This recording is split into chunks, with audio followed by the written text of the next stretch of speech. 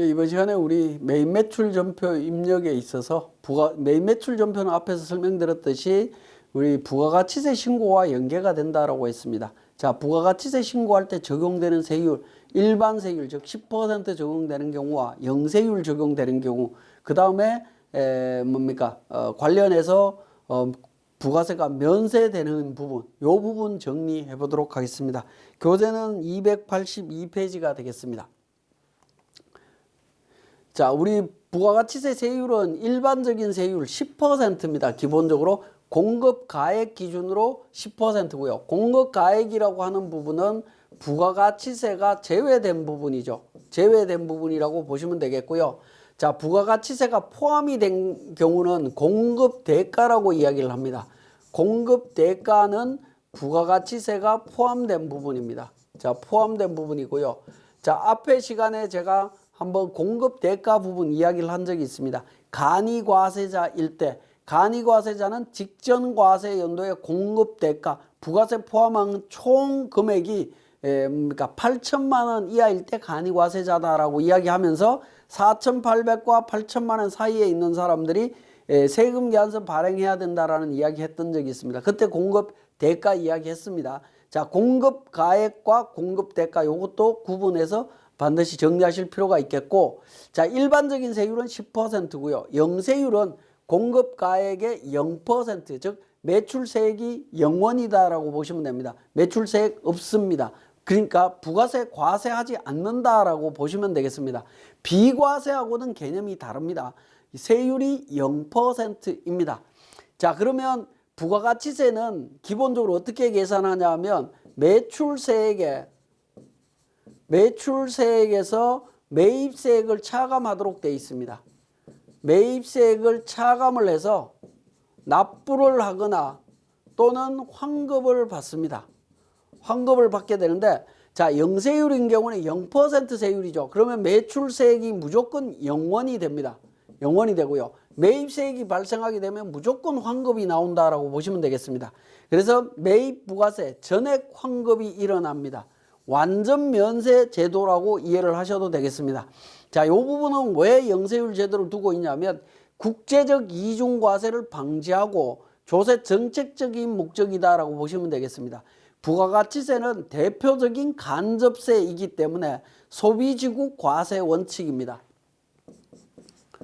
소비지국 과세입니다. 소비지국 과세다라는 겁니다.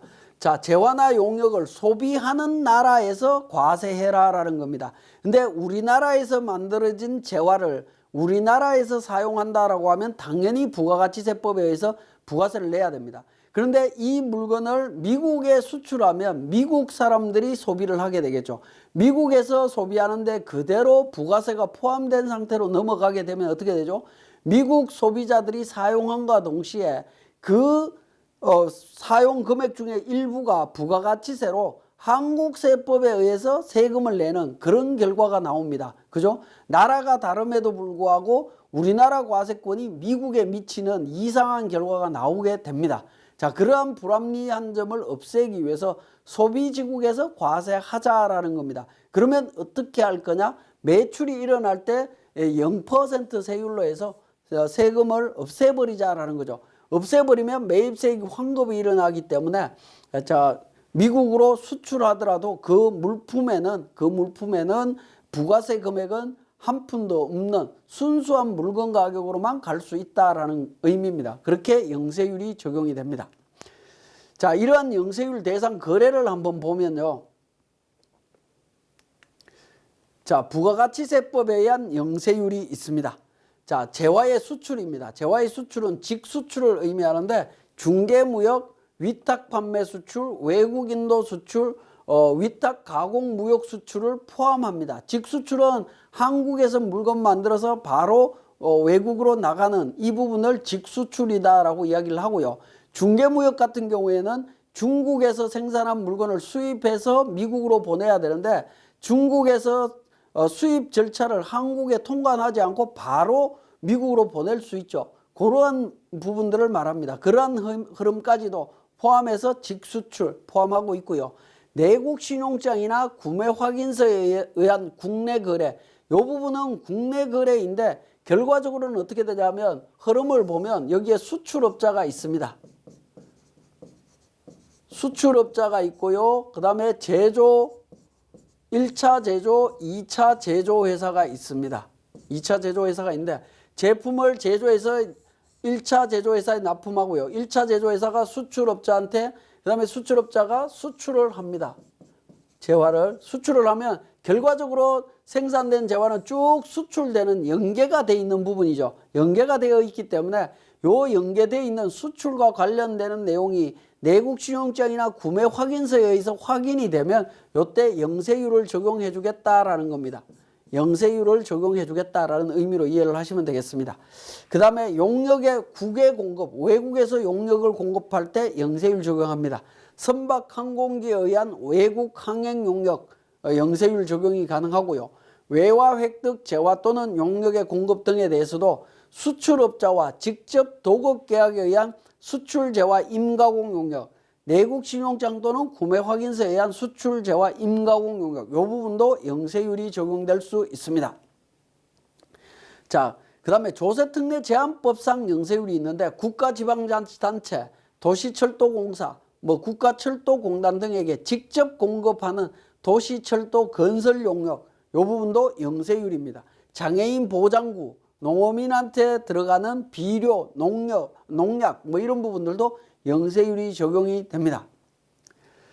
자, 영세율 거래에 대해서 세금 계산서 발급 어떻게 할 거냐 하는 부분인데요. 발급 여부가 관련해서 내국 물품을 국외에 반출하는 경우 면제됩니다. 외국에 수출할 때 세금 계산서 발급하느냐? 발급 못합니다. 상대방이 받아봐야 의미가 없죠. 그래서 면제됩니다. 내국 신용장이나 구매 확인서에 의한 공급은 요거는 발급을 해야 됩니다. 왜냐하면 국내 거래였죠. 국내 거래이기 때문에 발급을 합니다. 자, 선박 외국 항행 용역 발급하고요.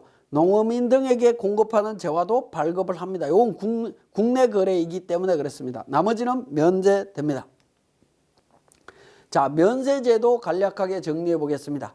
자, 면세의 개념은 동일 세율로 과세되는 부가가치세의 세 부담의 역진성을 완화하기 위한 부분입니다. 자, 우리 부가가치세는 10%로 과세가 되죠. 잘 사는 사람이든 못 사는 사람이든 생활 필수품이든 아니든 이런 부분들은 무조건 10%로 과세를 합니다. 그렇게 과세를 하다 보면 소득 대비해서 부담하는 부가가치세 부담을 보면 고소득자가 부담하는 부담률이 저소득자가 부담하는 부담률보다는 훨씬 낮아집니다. 저소득자가 높아지는 이런 세 부담의 역진성이 생깁니다. 그죠? 그러다 보니까 국민의 서민생활 보호와 후생복지를 위해서 최종 소비자에게 세 부담을 경감시키기 위한 제도다라고 보시면 되겠습니다. 그래서 잘 사는 사람이든 못 사는 사람이든 공통적으로 소비하는 부분들이 있습니다. 우리 먹고 사는 문제 있죠. 그런 기본적인 부분들은 부가가치세를 면제해 주자라고 규정을 한 부분들입니다. 그래서 면세사업자는 부가가치세법상의 사업자가 아니다라는 거 주의하실 필요가 있습니다. 근데 실무를 하시다 보면 면세사업자도 사업자 등록이 있는데 왜 사업자가 아닙니까? 라고 이야기하시는 분들이 있는데 세법 기준으로 보면 그렇다라는 겁니다. 사업자가 맞죠. 면세사업자는 법인세법이나 소득세법에 의한 사업자입니다. 부가가치세법에 의한 사업자는 과세사업자입니다. 그러니까 사업자 등록 제도 자체가 틀리다라고 보시면 될 것 같습니다. 자, 부가가치세법상에 면세되는 재화는 기초생활 필수품, 우리 쌀이라든가 이런 부분들이 있죠. 수돗물 이런 부분들, 그런 부분들 전부 다 기초생활 필수품에 들어가기 때문에 면세됩니다. 의료보건용역, 그 다음에 교육용역, 교육용역도 면세입니다. 학원 이런 데들 다 면세인데요. 무도학원, 자동차 운전학원은 제외하도록 되어 있습니다. 제외한다는 얘기는 부가세가 과세된다라는 거고요. 주택과 주택 부수 토지의 임대용역, 주택 임대하는 부분 부가세 면세입니다. 문화 관련 재화용역, 금융보험용역, 토지 공급 이런 부분들은 우리 기본적인 일상생활을 하는데 자주 발생되는 내용들이기 때문에 면세하도록 규정을 하고 있습니다. 자, 조세특례 제한법에 의한 면제는 경영자가 그 종업원의 복리후생을 목적으로 해서 구내 식당을 직접 경영해서 공급하는 음식 용역. 자, 식당은 부가세 과세 대상입니다. 과세 대상인데 우리 직원들을 위해서 제공하는 이 부분은 면세하겠다라는 부분이 되겠습니다. 자, 위탁급식 방법으로 학교에 직접 공급하는 음식 용역, 이것도 면세입니다. 국민주택 및 그 주택의 건설 용역, 리모델 용역도 마찬가지로 면세입니다. 자, 건설업자가 국민주택 규모의 주택을 건설하기 위해서 건설 용역을 제공하게 되면 그 부분에 대해서는 면세해 주겠다라는 겁니다. 영유아용 기저귀와 분유 마찬가지로 면세되도록 되어 있습니다. 이거는 조세특례제한법에 이런 규정들이 있습니다. 참고로 보시면 되겠고요. 자, 여기까지 우리 기본적인 내용 정리하고 다음 시간에 우리 매입매출 전표 입력에 대한 세무사랑 프로로 정리하도록 하겠습니다.